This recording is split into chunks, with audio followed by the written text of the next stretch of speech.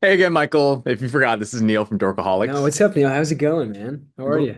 I'm doing well, but I gotta say, you've had quite the busy year. A little bit. It's kind of yeah, a lot happened this year.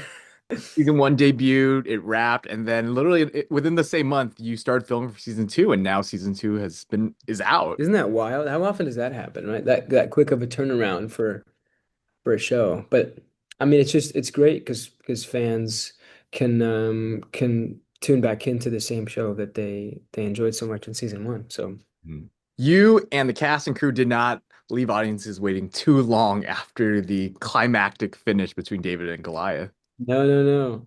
And it's kind of funny too, because like season two picks up right where we left off. So I mean, it gives time people to re-binge season one to kind of get in the zone for season two. But we continue where we left off. So it's awesome, man. Because of that timing, I found myself rewatching the last episode of season one before Mm. diving into the first few episodes of season two. And I was like, oh my gosh, for your character, just to pick up right in the middle of like this battle, what was Mm. it like for you to go from like, I'm assuming that you wrapped season one, had a short break, and then now you're back into it. And they're like, yeah, so it takes right after the fall of Goliath. So we got to film, we got build a battlefield that now you're in the center of. Because there's been battles before in House of David, but this is the first time you're in the right in the center of it. Yeah, I mean, like for me, it was about getting back into that mentality of David, but also remembering that he is a different person now. He's someone that he has a bit of confidence. He took down the giant, and yet he is still not a warrior. He is a youth, and he's not experienced in hand-to-hand combat. He's not experienced in this large scale war. And so, we dive into kind of all the nuances that people oftentimes miss. Just because you do one thing doesn't mean you could do everything. So, yeah, it was really great, and ultimately, we all know what happens in the battle. The Israelites win, but it really kind of kickstarts this journey of stardom and fame, but also of responsibility for David, and it's David's first hand encounter with actual war, so that informs a lot of the decisions that he makes later on in the season. When I was online after season one, I saw that some people's reactions was like, oh, like great series, but Michael's portrayal of David doesn't feel like it has that confidence and faith in himself just yet. But as we're watching season two, it's like he has it. So I wonder for you in your mind and in your portrayal, where that balance and like opportunities to kind of start dialing it up. Well, it's really a journey. I mean, David is not only a complex figure, but he's a figure that is trying to figure himself out over time. And human beings, we don't have it figured out right away. We find our solutions as we keep growing and we change. And so part of portraying that change is portraying David's um, unassuredness of himself and him still trying to figure out his place in the world, and also knowing that a time will come where that confidence is being exuded, where he is sure in God's plan for him, where he is comfortable in his own skin. And I think both these seasons really go hand in hand because you see the young shepherd boy who is still trying to figure out his place in the world, but also the boy who loves God so much. And then season two, you see that transformation that God is kind of putting him through, and then all of a sudden you see a completely different person by the end. You're like, this is not the same person I first saw. Mm. Uh, and so for me, it's a joy as an actor to get to portray that journey.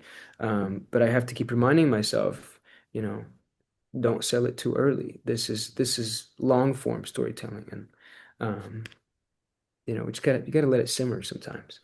House of David does such a great job of presenting these biblical stories and characters, as well as the themes and lessons, in a way that is very digestible for audiences to not only enjoy and appreciate, but also it's an opportunity to learn from scripture, essentially. I'm Yeah. curious, over the course of this year, as well as past years working on season one. What have you learned during the production of House of David, whether the cameras were on or not? Yeah, well, I mean, listen, everything is a learning experience. Cameras on, cameras off. I'm always chatting it up with the camera department, the sound department. They're kind of my besties, and I'm a big nerd when it comes to that stuff. But yeah, I mean, it's for me. I mean, there's so many things that I learned, but I think, um, a lot of what I learn is through characters, through David's journey. And so this season, a lot of what he's learning is learning to lead. He's learning to be confident. He's learning to be comfortable in his own skin. And alongside with him, I am also learning that and taking pages out of his book. And it's really cool that it's a biblical figure because, who doesn't want to be like King David, And so in both trying to portray him, um, I am lucky, but also it is I get to keep some of these things that I learn about him. You're working with veteran actors, like one of which is Stephen Lang, who's iconic, especially from like Avatar. And Of course.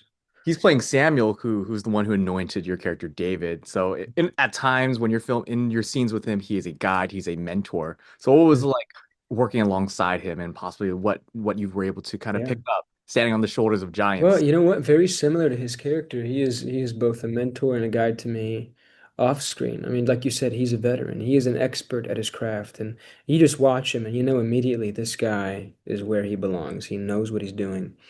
And he's a professional. And for me, this is my first time ever on camera. It's gold for me that I have this opportunity to hang out with Stephen Lang. It's a blessing. So, and he's so gracious. Everyone on set really is just so gracious in all their experience of sharing their journeys with me and just watching them, I learn, and they're very gracious with that. So, um, I got very lucky in both the story that we get to tell, but also the people that came together to tell it. And for audiences that by the time they finish season two, what kind of themes or lessons do you hope that will resonate most with them?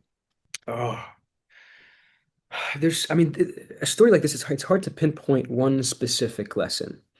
Um, I think, David just faces so much. Um, he does what he's told, and he's put in very difficult circumstances um, because of jealousy, because of anger, because of pride, and yet he does not falter. He stands for what's right. He stands up for the truth, and he stands up for his beliefs. And so I think that is a lesson that we should take from him.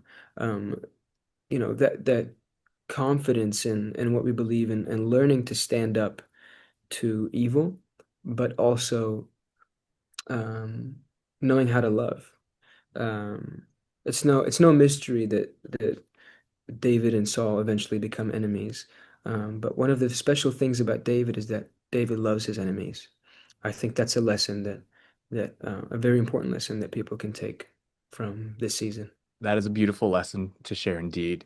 But thank you so much for your time today, Michael. It's been a pleasure speaking with you once again. I'm looking forward to watching season two of House of David and looking forward to speaking with you again at the start of season three. Thanks so much, man. It was great chatting with you, Neil. Have a good one. Thank you. You as well.